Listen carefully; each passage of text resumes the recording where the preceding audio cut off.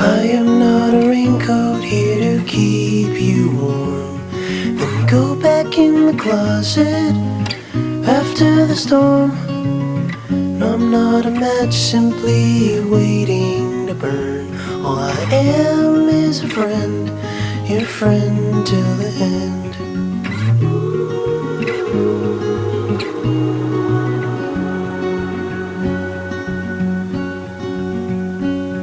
I'm not your impression of a city wish you loved more than everything you gave for it.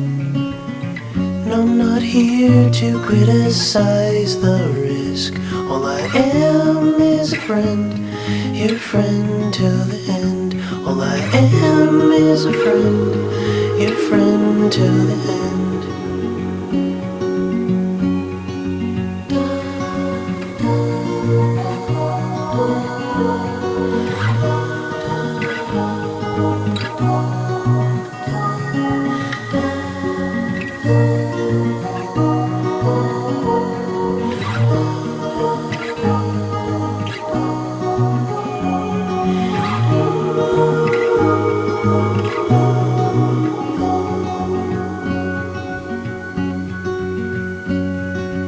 I am not a witness here to call you in for the things that you done or that thing that you did. And I'm not the shadow of anyone you've been. All I am is a friend, your friend till the end. All I am is a friend, your friend till the end.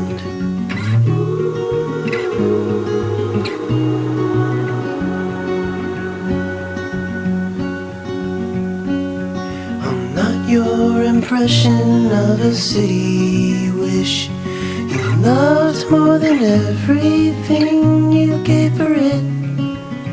No, I'm not here to criticize the risk. All I am is a friend, your friend till the end. All I am is a friend, your friend till the end.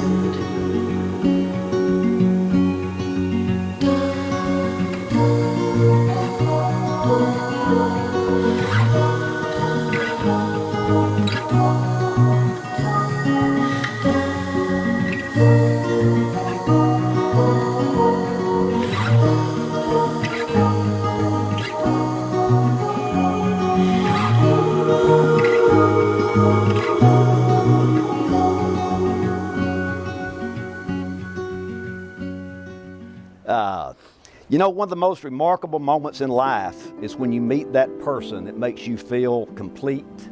It makes the world a beautiful place and magical, creates a bond that transcends normal relationships. And it's just so wonderful you want that person in your life. Well, for Lindsay, that happened a few years ago when she met me and Jenna and Christy and Lane. And she become a big part of our family. I know Money thought I was talking about you, but I'm gonna get there.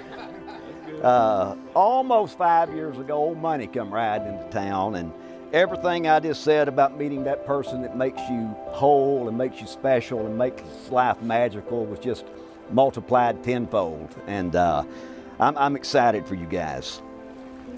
Now, look, I'm a redneck country boy, so I know that sounds kind of corny.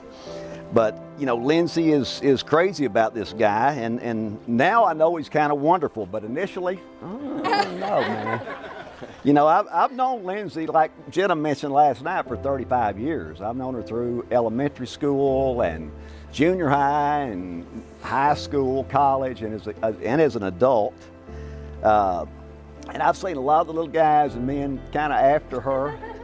And just like Lindsay or Christy one said last night, she really didn't give them much of a chance, or just didn't care much about them. But there was one boy in particular that I picked for a long time ago. I said, this is going to happen. And I'm not going to say his name because some of you guys know him here, but Justin Rogers was a big old Commerce boy. I mean, 6'4", 250 pounds, all muscle. Blonde hair. I mean, he looked like a dadgum Viking warrior. And no, he played on, the Fighting Commerce Tigers football teams, and he went on to become a football star at SMU, Kurt. Then he was drafted by the New England Patriots, so he got to play with Tom Brady. Yeah. I know all you women would like to play with Tom Brady for a while, but no, y'all keep your minds clear tonight. Keep your clean thoughts clean. He ended up getting traded, ended up playing for the Dallas Cowboys. I say play, he backed up DeMarcus Ware if you keep up with football, so he didn't play a lot. He's a linebacker. But when he played, he did us proud. So one night, Lindsay and Jenna always come home to give their parents love on holidays and special occasions. And I think it was Thanksgiving. I don't remember if they was out of college or in college, but they come in and of course they give us love for about an hour, and then they found each other was in town, and they called, and they ended up at one of our houses. This time it was mine. And after about another hour, they were bored. They said, I think we're going to go out to our local country bar. It's called the Drunken Mule. Yeah. Oh, yeah. Well, as the name suggests, it's a little rough. So they called old Justin to see if he'd come escort him. And I swear it's like a cartoon feature, because like within 5 minutes, my doorbell rang. 5 seconds. It was like, boom. I go there, this big old boy's grinning ear to ear. Hey, I'm here to take the girls to the Mule. So they went to the Mule and had a good time, come back, and Jen and Lindsay never get tired. But here they, Justin, we're tired. You're going to need to go to bed early tonight. So he left, his good old country boy that he was. He left. And so I asked Lindsay, I said, well, Lindsay, is this finally going to happen? He was following her around like Cash Money, wanting a little pat on the head or a treat. But yeah. So she gave me a look like Jenna and Christy and Elaine give me a lot. It's what I call a go to hell look. And she says, oh, I don't like him. So I'm looking at that. I said, what? She said, oh, money, man. I got to figure this out. Well, here's what I come up with. First off, and it was mentioned last night, I think by Branson or somebody mentioned that confidence. Man, this dude is the most confident person I've ever known in my life, honestly. That works. Women like confidence, men, everybody likes confidence. Well, I'll hear him over talking with Josh and Jason about his golf game, how good he can drive, how good he can chip, how good his putts is. Oh, he can go ahead to have Tiger Woods. That's what I'm thinking. Yeah. Then I'll hear him talking to one of our friends, Taylor Teagarden, who, played baseball at UT. They won a college championship. Then he went on to play in the majors for several years. And he's telling him he can hit off of him, he can outpitch him, he can throw him out at second. Dude's a pro baseball player. And that's my man. That's your man. And I know he can school Jason on basketball and Josh on boxing and football. Poor old Justin didn't have a chance in Snowball's chance. So number 2, he's a good businessman. I think he'll be a good provider. Now, I've talked to a lot of guys that say, what am I going to do to roast, money a little bit? Say he's cheap. Say he's tighter. There's a tight he squeaks when he walks, And I said, man, that's not true. Just not true. Look at the rock on Lindsay's hand. Look at that summit level golf membership. Look at the travel and all he does. Now, when he's with the boys, he may get them alligator arms every now and then. Do you blame him? I'd rather spend my money on Lindsay than you guys. Come on. Yes, sir. And number 3, and y'all bear with me on this, they're both solid 10s. Lindsay is a 10 on that international and global scale. Money's a 10 on that commerce Walmart scale. Now, Arkansas. That's an Arkansas boy. So, I don't know when when Money decided Lindsay was his hot dream girl or his future trophy wife or his, hoochie mama. I don't know. But if he's as smart as I think he is, it was the day he met her. And I don't know when Lindsay knew that Money was her man. But I'll tell you what, I knew it was a perfect match. I've known them ever since they've known each other for almost 5 years. And the way he would love on her, protect her, pamper her, and take care of her, Now, I'm not talking about Lindsay. I'm talking about Miss Emmy Lou. I mean, he'd make her homemade dog food and feed her and do these things. And now I see the way he takes care of cash money. And I'm telling you, he's a 10 on that international scale in my book. A lot of character and compassion. I love that about him. I don't want to get too mushy. I don't want this to drag out too long. So I'm going to get moving on. But first, I've got to ask, does anyone object to this marriage here tonight?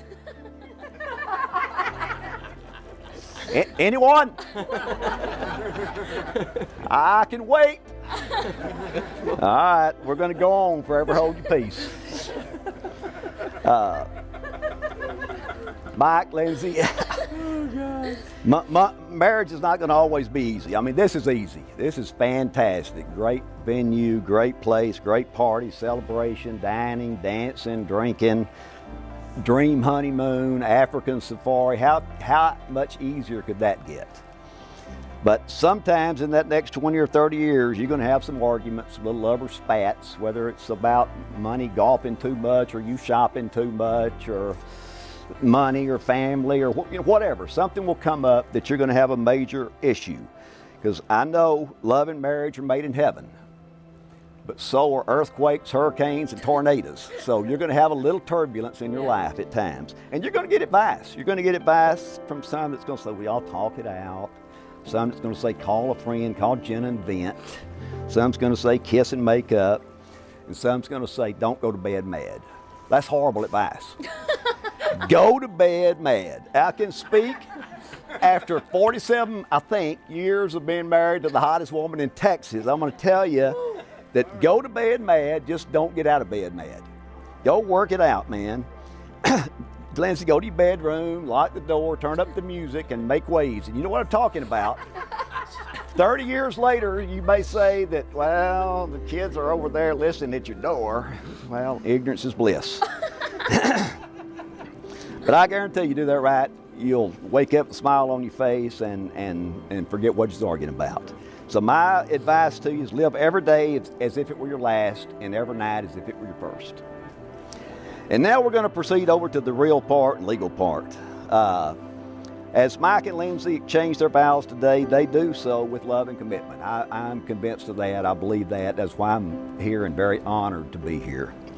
And although today this has been lighthearted so far, there's nothing more than Mike and Lindsay take more seriously than the opportunity to demonstrate their faith in their future and their marriage for all of you to hear. So I'm going to begin by asking Mike. Mike, do you take Lindsay to be your wife and to live in the holy covenant of marriage? Do you commit to love her, comfort her, honor and keep her in sickness and in health, forsaking all others, be faithful to her for as long as you both shall live? If so, answer, I do. I do. Lindsay, do you take Mike to be your husband, to live together in the holy covenant of marriage? Do you commit to love him, comfort him, honor and keep him in sickness and in health, and forsaking all others, be faithful to him so long as you both shall live? If so, answer, I do. I do. Thank you. Lindsay and Mike, I was going to get you to turn face each other, but you couldn't wait on that. Y'all had to do that. He's so cute. I understand. I think he is too. So, Mike, I'm going to ask you first to repeat this vow to Lindsay, saying after me. I, Mike, take you, Lindsay, I, Mike, take you, Lindsay, to be my wife, to be my wife, to have and to hold Okay. from this day forward, to have and to hold from this day forward, for better, for worse, for better, for worse, for richer or poorer, for richer, for poorer, in sickness and in health, in sickness and in health, to love and to cherish to love and to cherish until we are parted by death. until we are parted by death. With God as my witness, I give you my promise. As God is my witness, I give you my promise. Lindsay, will you repeat this vow to Mike, saying after me?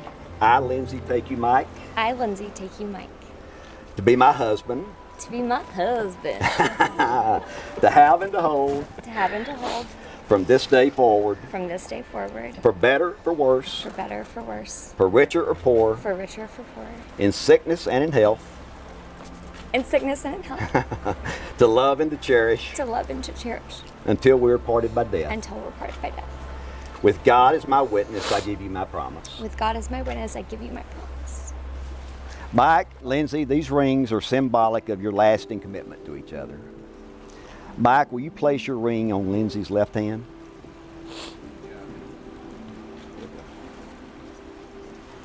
And repeat after me. And your finger's swollen up. We got. We got it, guys. It's working. All right, hot now out you here. got her. Repeat after me, Mike. With this ring, With this ring, I confirm my promise I confirm my promise to be your faithful and loving husband. to be your faithful and loving husband. Lindsay, will you place your ring on Mike's left hand?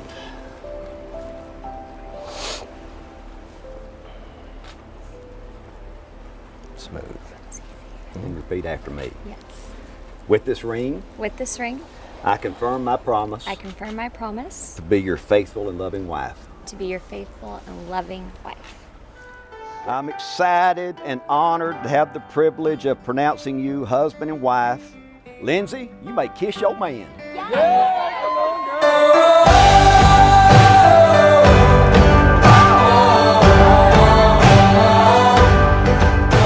Now, by the power vested in me by the U.S. Virgin Islands, I present to you Mr. and Miss Bonnie Hill.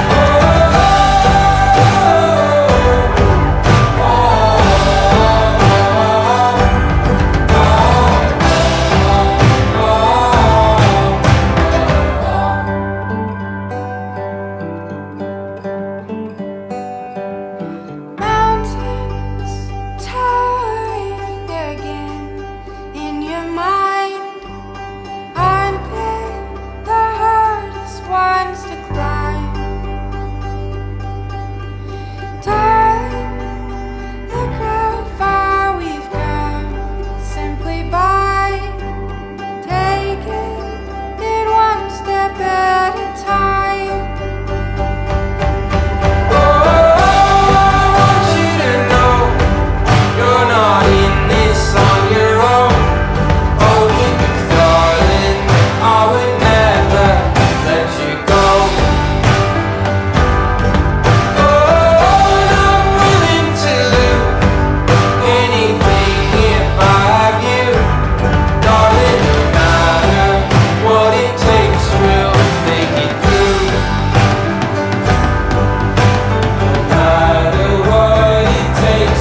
I don't have many fancy things to my name.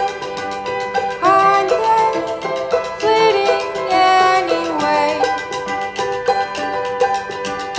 I'm more fortunate than I have been told. Now that I've found your heart of gold. Oh, honey. Will I never guarantee we'll be fine?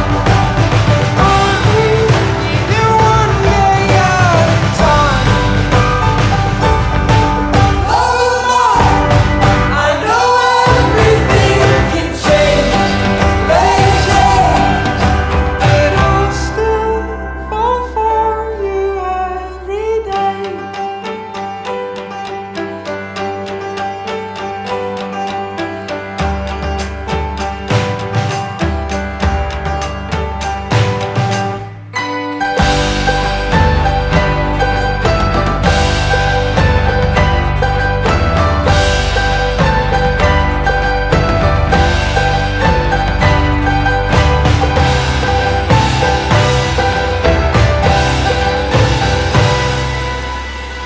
And before you get too comfortable, there's a little snag. Seems to me that we didn't get the marriage license done. We got to do it again next week. You guys gonna come? Yeah. Hey, but real quick, thank you so much for being here. We're so excited to party with you guys tonight. Mr. Kent is about to come up and he's gonna deliver his speech, and then they'll have a little dance. So without further ado, my good buddy, Mr. Kent. We'd just like to thank everyone for attending. We know it's a long journey, an expensive journey, but we just appreciate everyone that's been here tonight and joined us. on behalf of Lindsay and her family, I guess most of you know me. I'm Ken Halbright. I'm Lindsay's dad.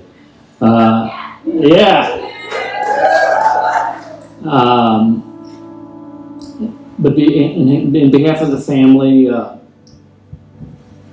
mom Susan and Mike, my wife Jency, and our new family members Ricky, Sharon Epps. We're so glad to have you as a part of our family, along with Kirsten and Jake Cannell and Brandon Epps. You know, Brandon gave that great talk the other night. Great talk. We're just glad you could join us for this event. You know, Mike got here a little early, Mike and Lindsay, a few days early, and one morning Mike was out walking on the beach by himself. Jency was sleeping in, so Mike thought he'd take a little walk on the beach. And he was walking along the sands, and the water was lapping up on his feet, and he noticed a bottle had floated up. And it was old and covered in moss, green, water stained, and had a cork in it. So Mike picks up the bottle, pulls out the cork, and guess what? A cloud of smoke, dusty air billows out, and a genie appears. And he says, Mike, I've been in this bottle for 100 years. You have released me. For that, I will grant you any wish that you want. So Mike says, well, Lindsay really loves Hawaii. We really want to go to Hawaii, but we're spending all this money on our honeymoon, and it's expensive, and if we go, we'd like to take Cash, our dog, and he doesn't do well on flights that long. So my wish is I would like for you to build me a highway to Hawaii. Then we can drive, we can take Cash, we can take our time and just go visit. But the genie looks at Mike and he says, Mike, it's a long way. There's a lot of land miles to Hawaii, a lot of ocean to cover. The ocean's deep. It would take a lot of concrete. There have to be gas stations and restaurants. I'm afraid, Mike, that might be just a little too hard. Can you give me a wish that's just not quite so difficult? So Mike thinks on it and he says, well, okay. You know, I'm getting married, and Lindsay tells me sometimes that I don't really hear what she's saying. I'm not sensitive to her needs. I don't know where she's coming from. So I wish that you'd give me the knowledge and the ability to understand Lindsay and where she's coming from. The genie looks at Mike and says, you want that highway to be a 2-lane or 4-lane?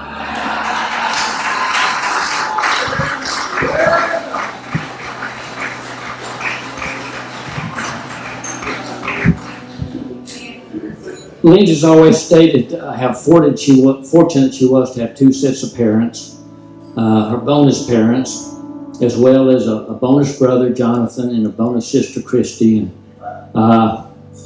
she felt like she had double the love, double the guidance, and double the discipline, although she never really needed discipline. And we've also found out having 2 sets of parents really comes in handy when you have a wedding. Yes. Speaking of weddings, we gave Lindsay a budget. And, gave her a budget, credit card, checks, this type of thing.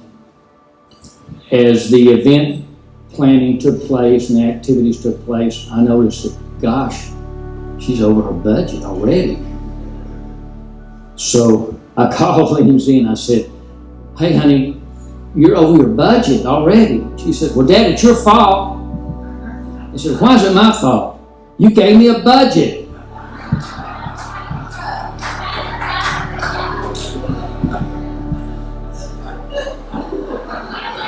No, seriously, her and Mike have been great. We'd like to also, at this time, thank Dale for the tremendous job he did officiating the wedding.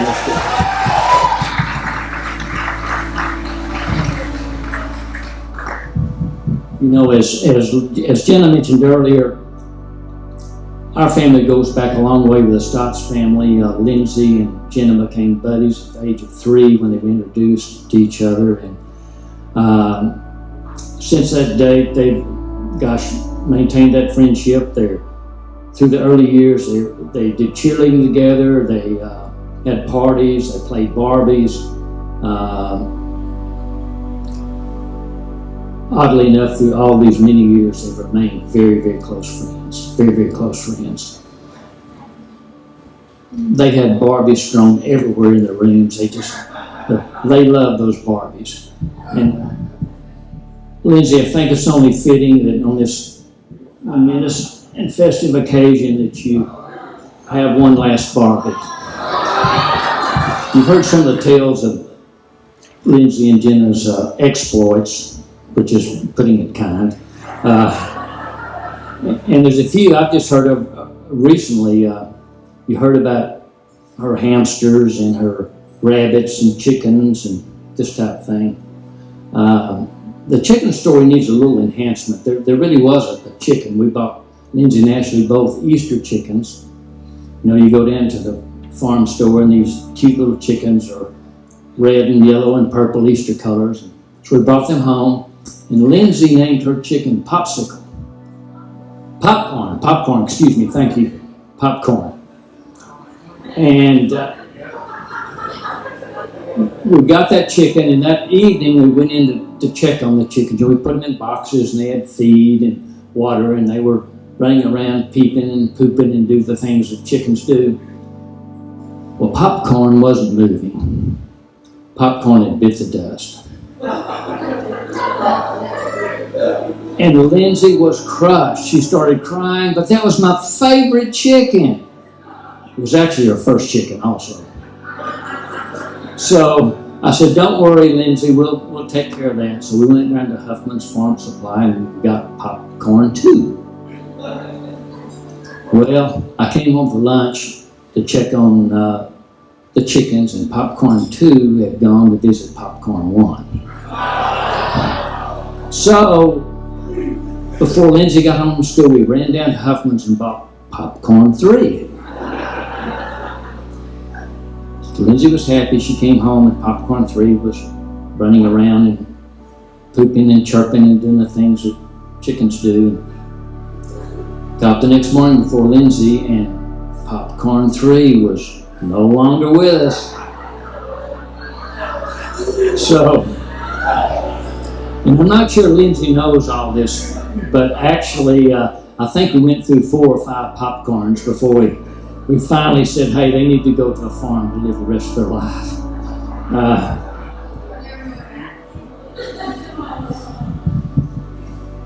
One other quick story about Lindsay. She's always been great to call me if she needed something, advice, money,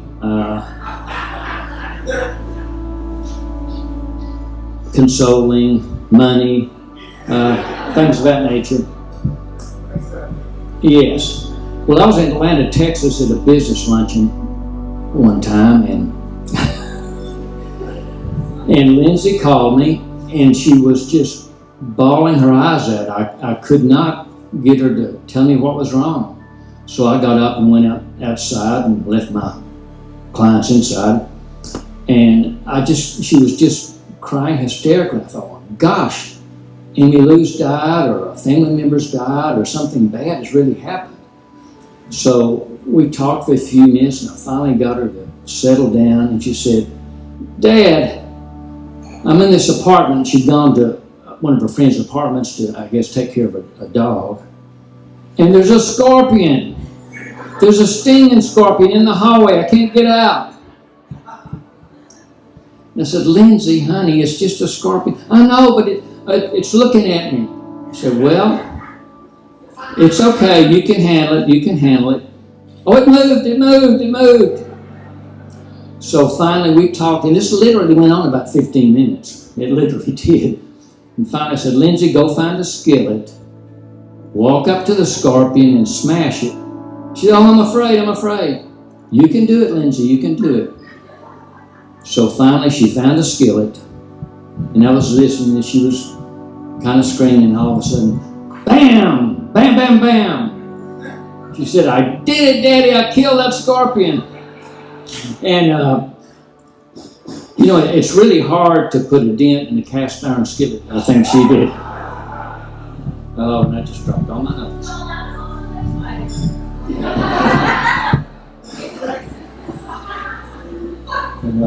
Thank you, Josh. Give me three. Let's give me 3, 4. This one.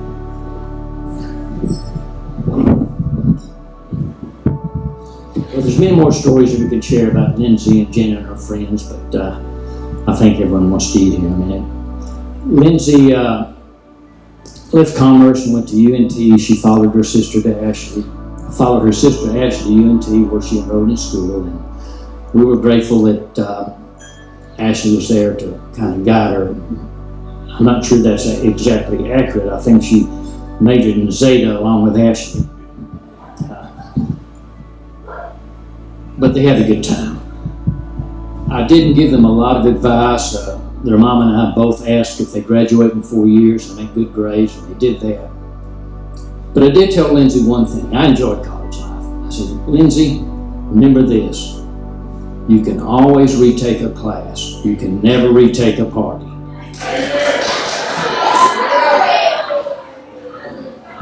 One piece of advice she followed.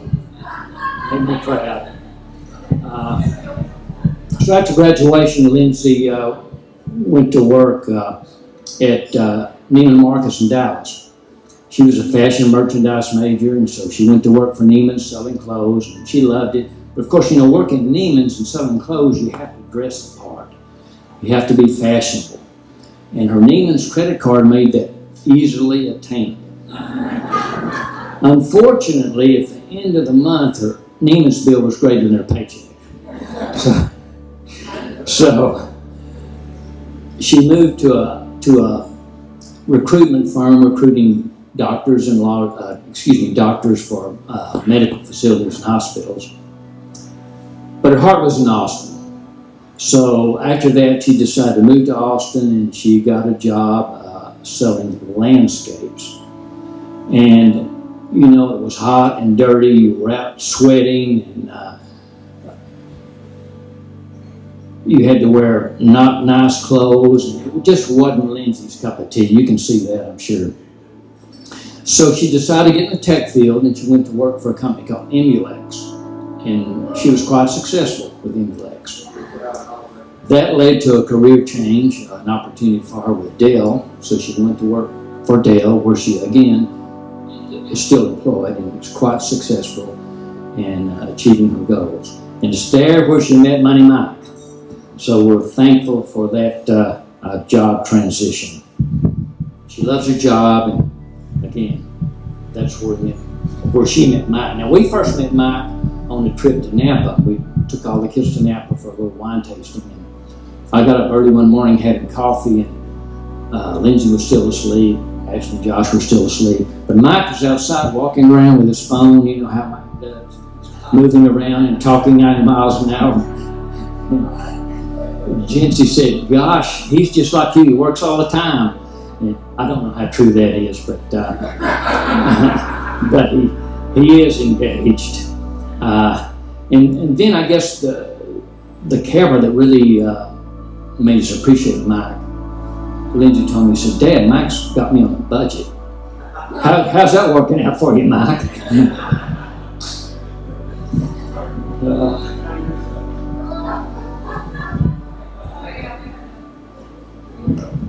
Well, we are so very happy to have Mike and his family as a part of our family now.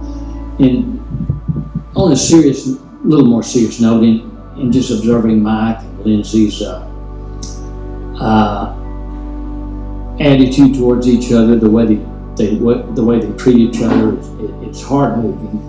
And there is an acronym that's actually developed by a medical doctor. It calls it a prescription for the best marriage. The acronym is BEST, B-E-S-T. And I think you guys really emulate a lot of these activities. The B is for bless. Bless your spouse every day. Say a little prayer, ask God to take care of your spouse and you. Edify. Pray frequently, encourage and support. Dwell on the good and the positive. Overlook the mistakes and never criticize. Build your partner up with words of praise and appreciation. Be genuine, specific, generous. Recognize his or her talents, abilities, and accomplishments. The S is for sharing. Enjoy some quality time together. Do special things together. Develop a new common interest. Enjoy a special date night once a week. Share feelings and understanding. Say, I care. I love you. Do housework and yard work together. Make plans together. Share time. And the final letter of this acronym, of course, is T. B-E-S-T, touching. Hug often for no particular reason. They do that a lot. Always greet or leave with a kiss. Sit close to each other, whether you're in church or on the patio or in a movie. Allow a few minutes in the morning to hold each other before you get up. Practice expressing your love through the medium of tender touch.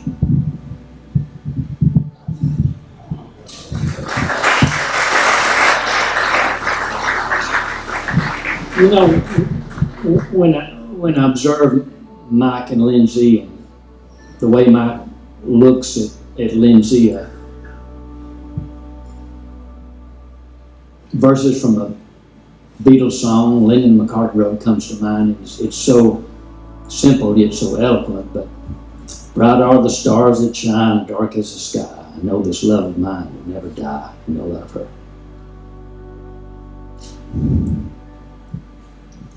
Mike and Lindsay, as you begin your journey, loving journey together, may you always be true to each other, always be kind, and celebrate each other. May you share each other's burdens and joys. And may all the happiness in the world has in store for you be bestowed upon you. It feels good, man. It feels good, right? Yo, I'm in the light at the end of the tunnel. Paper stacks, yeah, I got them in the bundles. Harry Potter breaking bread with the muggles. They said I wouldn't make it, now they looking puzzled. They said I wouldn't take it, I'd go on